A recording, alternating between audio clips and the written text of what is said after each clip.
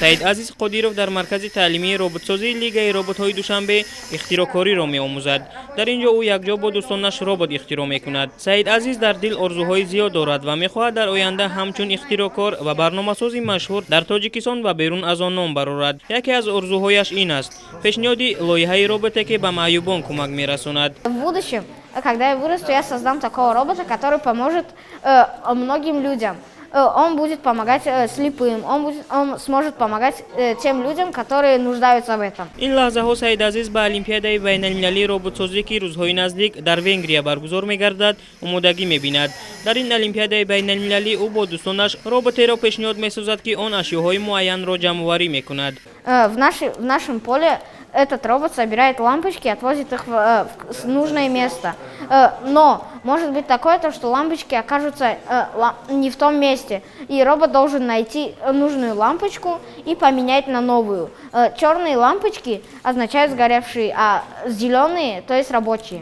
از جمهوری تاجیکستان سه گروه در المپیادهای بین المللی رباتسازی که امسال موضوع آن به شهر دانو بخشیده شده است اشتراک خواهند کرد. هر کدام از این گروه ها لایحه‌های جالبی را آماده کردند. У каждой категории разное задание, ну, в зависимости от возраста, разной сложности. Ну, вот в младшей категории, ну, вот тема как бы автобус, ну, то есть он развозит человечков из Лего, он развозит их, короче, в разные места, ну, куда им надо. Еще есть дополнительные задания, то есть могут вдруг сказать этого человечка не в эту зону, а в другую там, например.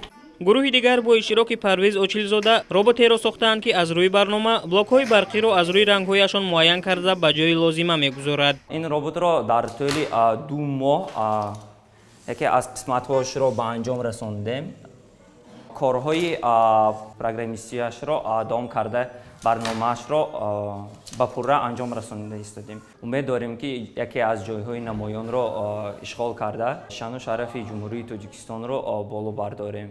مرکز تعلیمی رباتسازی لیگ ربات‌های دوشنبه بیش از 1 سال است که فعالیت دارد و علاقه محصلینش نتیجه‌های نظررس را نشان می‌دهند.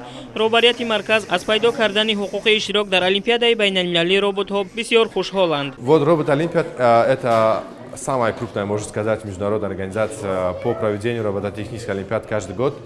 В нее имеют членство 75 стран мира, и к великому счастью, что уже Таджикистан тоже присоединилась ко всему этому.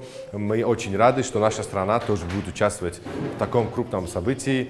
Для нас это первое выступление, для детей первое выступление. Мы очень надеемся, что мы выступим в этом году достойно и будем представлять нашу страну гордо. المپیادهای بین المللی ربات‌ها از 8 تا 10 نوامبر سال روان در شهر دیاری ونگریا برگزار خواهد شد. امید می‌بندیم که اختراعکاران و نوآوران تاجیک در این آزمون بین المللی کامیاب و دست بالا می‌شوند.